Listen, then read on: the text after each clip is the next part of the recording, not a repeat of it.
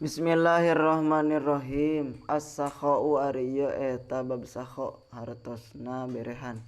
Huwa ari itu sakho teh badlul mali eta masrahkeun harta min goiri mas'alatin tina lain karena dipenta. Walastih kokin jeung henteu dibeja-beja. Wa huwa ari itu sakho fadilatun eta fadilah kautamaan mustahsanatun anu dianggap alus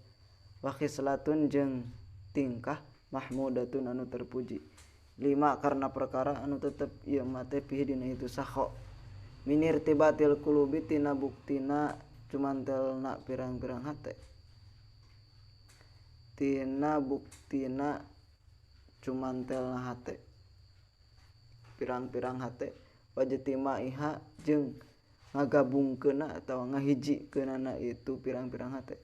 paya'dhamu atuh agung naon al intifa'u kamanfaatanana paya'umu jeung ngumuman naon al irtifaqu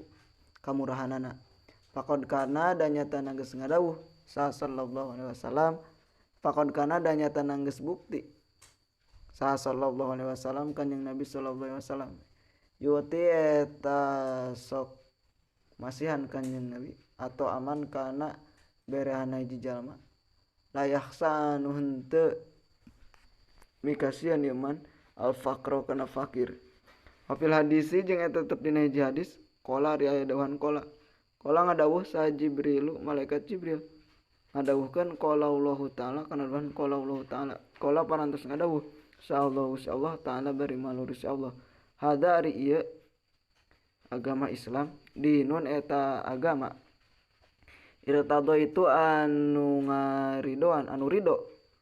kuring hu kana itu din linapsi pikeun diri kuring la yuslihu anu moal bisa lulus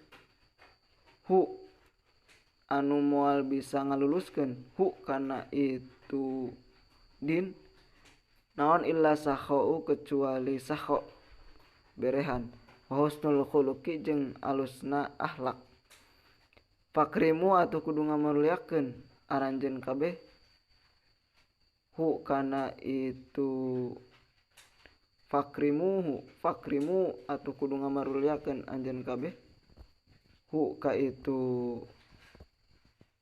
din bihima kana itu